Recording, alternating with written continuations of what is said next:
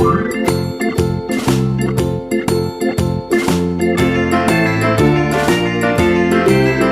semuanya, pada kesempatan kali ini kita akan membahas mengenai riset pasar online dan riset pasar pesaing.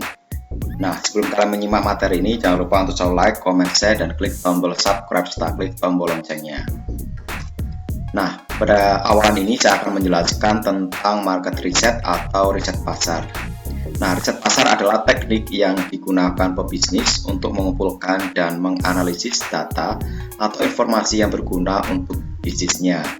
Nah, riset pasar ini penting dilakukan sebelum menjalankan bisnis dan memasarkan produk ke pasaran. Dengan melakukan riset pasar, kamu sebagai pebisnis akan mengetahui bagaimana perilaku konsumen yang menjadi target pasar kamu. Kamu juga mengetahui seberapa banyak konsumen dan apakah produk atau layanan bisnis yang dibutuhkan oleh mereka. Nah, bagi pebisnis pemula di bisnis online, kamu bisa melakukan riset pasar dengan cara yang cukup mudah.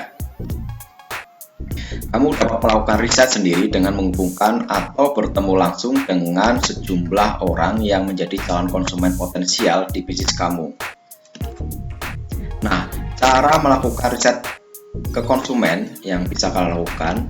Nah, riset bisa dilakukan dengan berbagai cara. Nah, misalnya kalian melakukan interview atau mungkin wawancara langsung, atau mungkin bisa melalui wawancara lewat telepon, diskusi kelompok, atau mungkin survei online.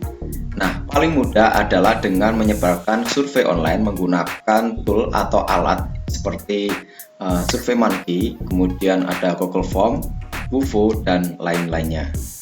Nah, ini adalah salah satu contohnya. Ini adalah penggunaan dari SurveyMonkey.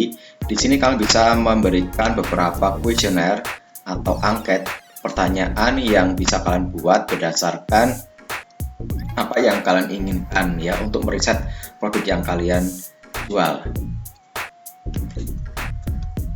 Nah, kemudian kalian juga bisa menggunakan Google Form. Nah, Google Form ini biasanya digunakan kalau di dunia pendidikan untuk membuat soal pilihan ganda atau jawaban singkat. Nah, kan sebenarnya Google Form ini juga bisa digunakan untuk membuat survei ya, survei pasar. Nah, kalian bisa menggunakan email kalian untuk mendaftar di Google Form ini, kemudian kalian bisa membuat sebuah kuesioner atau angket untuk meriset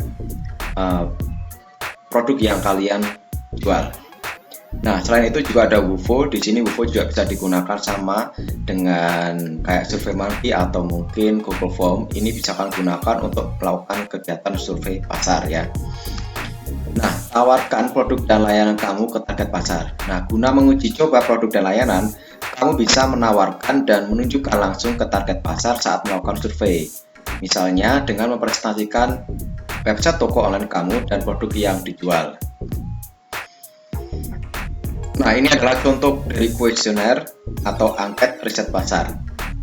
Nah, kalian bisa melihat sendiri di situ ada beberapa pertanyaan yang akan diberikan kepada responden terkait produk yang dijual. Nah, di sini ini adalah dari Fakultas Ekonomi dan Bisnis Universitas Dian Nuswantoro Semarang. Di sini ada melakukan kegiatan mungkin penelitian di kuliahnya, tapi ini berhubungan dengan riset pasar. Nah, di kuesioner itu biasanya akan ada petunjuk, kemudian ada identitas dari respondennya, kemudian juga ada beberapa pertanyaan. Nah, pertanyaan ini biasanya adalah jawaban singkat atau mungkin pilihan ya, yang nanti akan dipilih. Nah, di sini ada pertanyaan yang berhubungan dengan produk yang mereka jual. Nah, misalnya di sini adalah penjualan hijab atau kerudung. Nah, kemudian minta tanggapan dari mereka, baik itu positif dan negatif. Nah, kemudian masukan positif tentu bisa jadi bahan untuk meningkatkan mutu bisnis kamu. Sementara masukan yang negatif dapat dijadikan sebagai bahan evaluasi untuk memperbaiki kekurangan produk dan layanan bisnis kamu.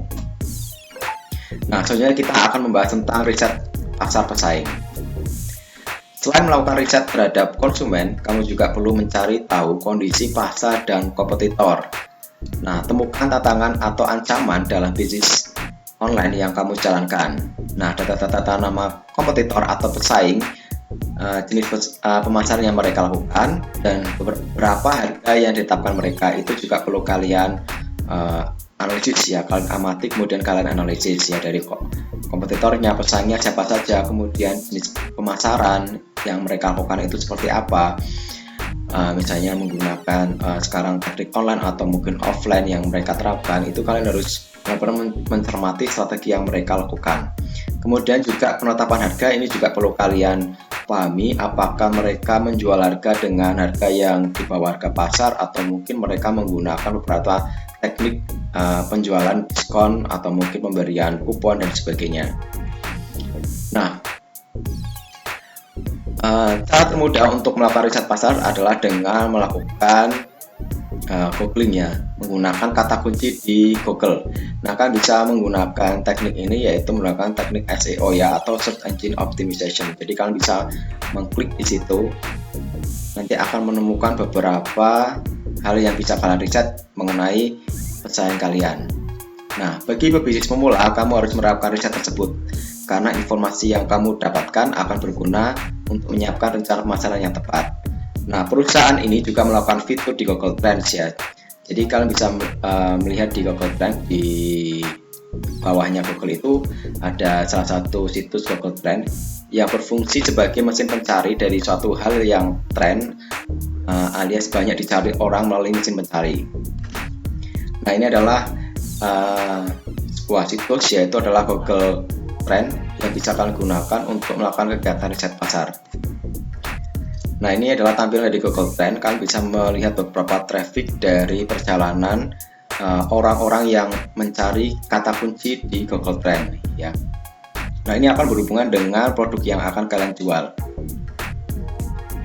Nah, cara menggunakan Google Trends untuk riset pasar. Nah, ini kalian bisa mendaftar ke Google Trends, kemudian kalian akan menemukan beberapa menu di sana. Nah, di menu itu kalian bisa melihat beberapa kata kunci yang bisa kalian lihat di situ. Nah, ada beberapa fitur yang dimiliki Google Trends seperti negara, bulan, kategori, dan device search. Nah, pastinya Google juga memiliki tujuan dalam menampilkan data dari tren ini. Setidaknya akan ada data grafik yang diberikan oleh produk. Nah, seperti ini ya. Jadi nanti kalian bisa melihat atau melacak kata kunci yang berdasarkan tren di negara tersebut.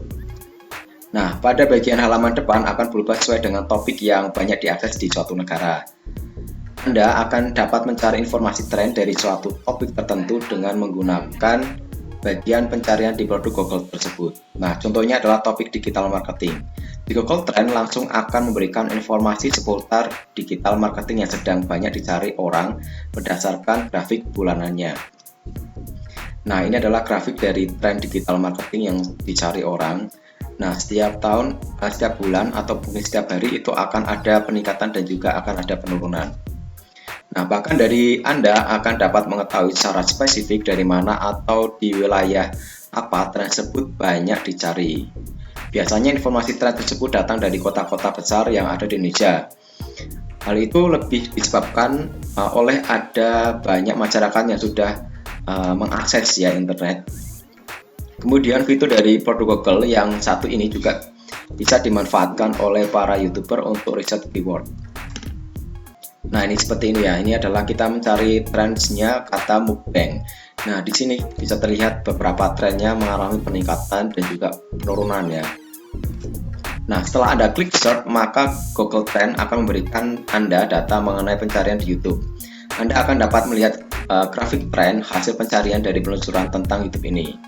Anda akan dapat mengetahui suatu kata kunci paling banyak diakses oleh masyarakat yang ada di provinsi di mana di Indonesia.